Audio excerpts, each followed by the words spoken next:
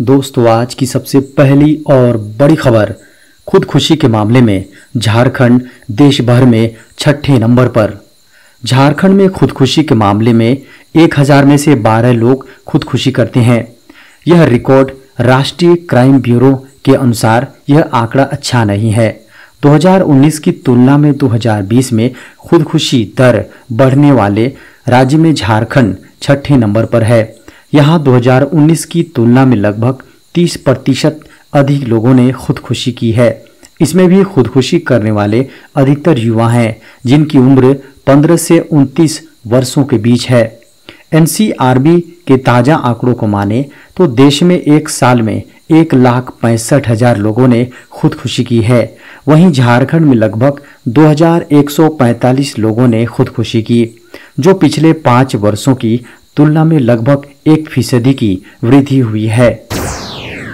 इधर सिमडेगा से बड़ी खबर है। यहाँ रसोइया संयोजिका संघ ने मांगा बकाया मानदेय। झारखंड के सिमडेगा से बड़ी खबर सामने है।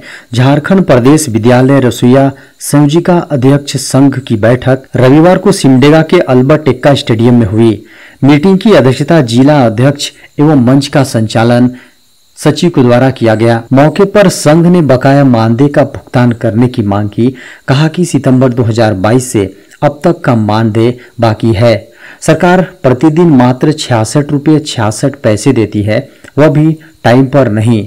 इसके कारण से गरीब रसोइयों की आर्थिक स्थिति काफी खराब हो गई है। सरकार बकाया राशि का जल्द भुगतान करे और मानदेय बढ़ाया जाए, इस तरह की मांग रसोइया संघों के द्वारा की गई है। बड़ी खबर है। G20 के रात्रि भोज में शामिल हुए मुख्यमंत्री हेमंत सोरेन।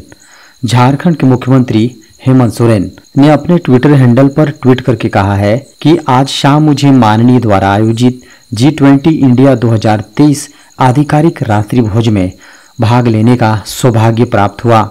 राष्ट्रपति भवन में श्रीमती द्रौपदी मुर्मू जी इस अवसर पर केंद्रीय मंत्रियों, मुख्यमंत्रियों और अन्य गणमान्य व्यक्तियों से मिलने का अवसर भी मिला। इसको लेकर मुख्यमंत्री हेमंत सोरेन ने तस्वीर भी साझा की है।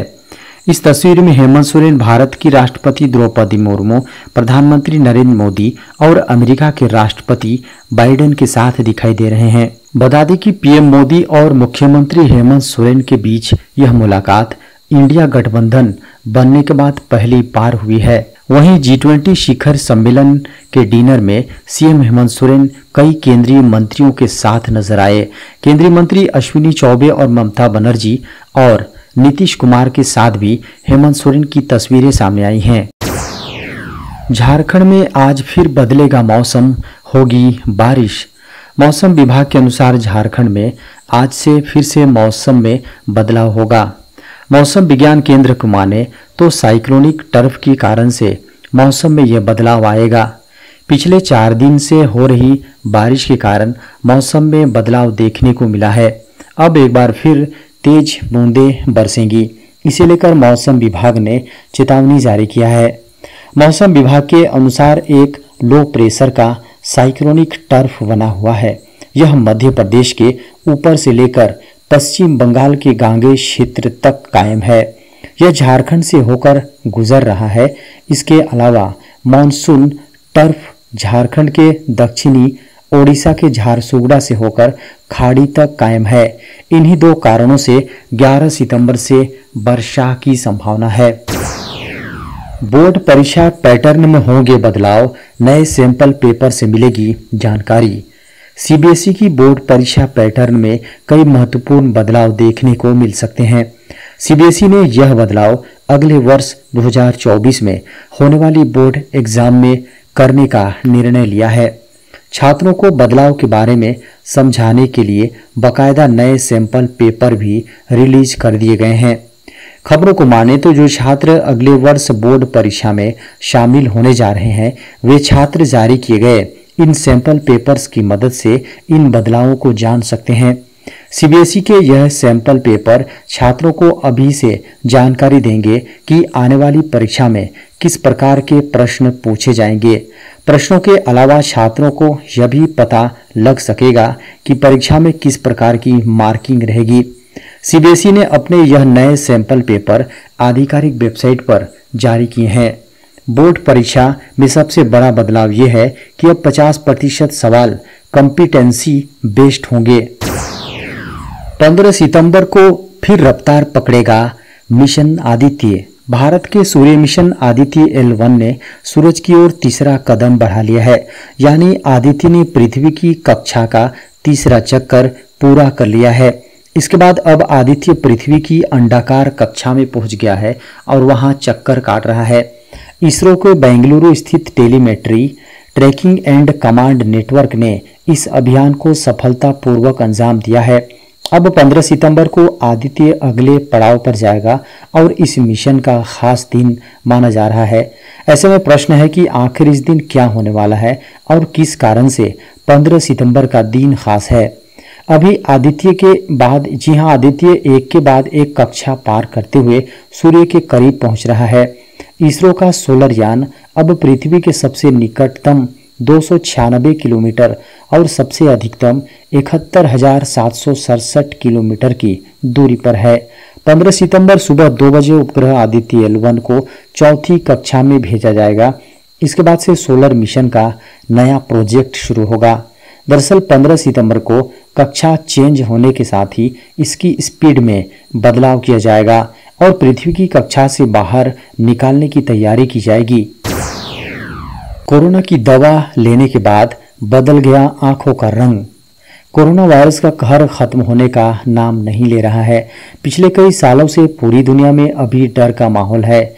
अब कोरोना वायरस महामारी पलटकर हमला कर देती है, इसका कोई भरोसा नहीं है। अब कोरोना संक्रमित मरीजों के सामने एक बड़ी समस्या सामने आ रही है। संक्रमित मरीजों के इलाज के बाद उसके दवाइयों के साइड इफेक्ट्स सामने आने लगे हैं। हाल ही में एक नया और डराने वाला मामला सामने आया है, जहां कोविड-19 की दवा लेने के कुछ दिनों बाद ही एक बच्चे की आंखों का रंग बदल गया। इस घटना के बाद से ही डॉक्टर भी हैरान है। दरअसल कोविड के इलाज के लिए एक बच्चे को जो दवाएं दी गई थी, उसके साइड इफेक्ट्स के कारण आंखों का रंग बदल गया। बच्चे की आंखें हल्के भूरे रंग की थी। इलाज के बाद आंखों का रंग अचानक नीला पड़ गया। मीडिया की खबरों को माने तो यह मामला थाईलैंड का है। शुरुआती दौर में बच्चे को खांसी, बुखार जैसे सामान्य लक्षण नजर आए। डॉक्टरों ने बच्चे को एंटीवायरल दवा दी। इसके बाद मरीज में कोरोना के लक्षणों में तो सुधार देखा गया, लेकिन उसकी आंखों के रंग में बदलाव देखने को मिला। बड़ी खबर है, अमेरिकी राष्ट्रपति की सुरक्षा में बड़ी चूक। अमेरिकी राष्ट्रपति जो बाइडेन G20 समिट को लेकर 2 दिवसीय भारत यात्रा पर थे। अब वह अमेरिका के लिए वापस रवाना हो चुके हैं। केंद्र और दिल्ली की ओर से सभी विदेशी मेहमानों की सुरक्षा को लेकर कड़े इंतजाम किए गए थे। हालांकि जो बाइडेन के काफिले की गाड़ी के ड्राइवर की लापरवाही की खबर सामने आई है। इसके चलते उसे सुरक्षा में तैनात जवानों ने हिरासत में ले लिया था। दरअसल इस ड्राइवर को बाइडेन के काफिले के लिए हायर किया गया था। इस कार पर होटल और प्रगति मैदान में एंट्री करने के लिए पास लगे हुए थे। बाइडेन के काफिले में शामिल होने का मतलब था कि कार इसके अलावा किसी और जगह नहीं जा सकती है। ड्राइवर को होटल ताज मान सिंह के बाहर से हिरासत में लिया गया। ये ड्राइवर गाड़ी में प्राइवेट पैसेंजर को लेकर होटल ताज मान सिंह पहुंच गया था। एर्टिगा गाड़ी पर सिक्योरिटी से जुड़े तमाम स्टिकर लगे हुए थे। जो बाइडेन के काफिले के लिए कुछ गाड़ियां अमेरिका से तो कुछ गाड़ियां भारत से मुहैया कराई गई थी। खबरों को माने तो शनिवार सुबह अर्टिगा गाड़ी के इस ड्राइवर को इसके रेगुलर कस्टमर ने होटल ताज मान सिंह जाने के लिए कॉल किया। इस गाड़ी को बाइडेन के काफिले के साथ चलना था, लेकिन ड्राइवर अपने रेगुलर कस्टमर के फोन आने पर उसे लोधी स्टेट से पिक करके ताज मान सिंह ले गया। रेलवे बना रहा ऐसा डिवाइस, बताएगा ड्राइवर नींद में है या नहीं। नॉर्थ ईस्ट फ्रंटियर रेलवे यानी NFR एक आर्टिफिशियल इंटेलिजेंस बेस्ड डिवाइस बना रहा है, जो ड्राइवरों की झपकती आंखों को पढ़ने और उन्हें सचेत करने या नींद आने पर ट्रेन रोकने में सक्षम होगा। खबरों को माने तो जल्द ही रेलवे इस डिवाइस को जारी कर देगा। जून में रेलवे बोर्ड ने NFR को एक ऐसा डिवाइस बनाने के लिए कहा था जो पलक झपकाने के आधार पर ट्रेन चालकों की सतर्कता का पता लगा सके। इस डिवाइस का नाम रेलवे ड्राइवर असिस्टेंट सिस्टम होगा, जो न केवल अलर्ट बजाएगा बल्कि एक निश्चित समय के लिए ड्राइवर की सतर्कता होने की स्थिति में आपातकालीन ब्रेक भी लगाएगा।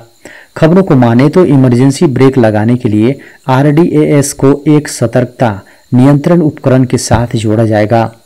खबरों को माने तो डिवाइस अभी डेवलप हो रहा है और ये ठीक से काम कर रहा है या नहीं, इसकी टेस्टिंग चल रही है। NFR की तकनीकी टीम इस पर काम कर रही है। एक बड़ी खबर है, बैंक अकाउंट में नहीं होगा पैसा तब भी कर पाएंगे पेमेंट। देश भर में UPI से लेन देन करना आम बात हो गई है। आज गोलगप्पे खाने के पेमेंट से लेकर बैंक अकाउंट तक के ट्रांजैक्शन के लिए UPI का इस्तेमाल किया जाता है। अब UPI ने लोगों के लिए फ्री अप्रूव्ड लोन की सुविधा भी शुरू की है। इस सुविधा को भारतीय रिजर्व बैंक ने मंजूरी भी दे दी है। यानी यदि आपने यह सुविधा प्राप्त कर ली तो आपके अकाउंट में पैसा न होने के बावजूद आप UPI पेमेंट कर पाएंगे। प्री अप्रूव्ड लोन के जरिए ग्राहक बिना कोई क्रेडिट कार्ड के पेमेंट कर सकते हैं। जैसे बैंक से जाकर लोन के लिए अप्लाई किया जाता है, ठीक वैसे ही आप एक ऐप के जरिए लोन के लिए अप्लाई कर सकते हैं।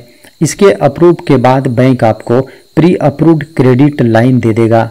इसके बाद आप अपनी ज़रूरत के हिसाब से इसे इस्तेमाल कर सकते हैं।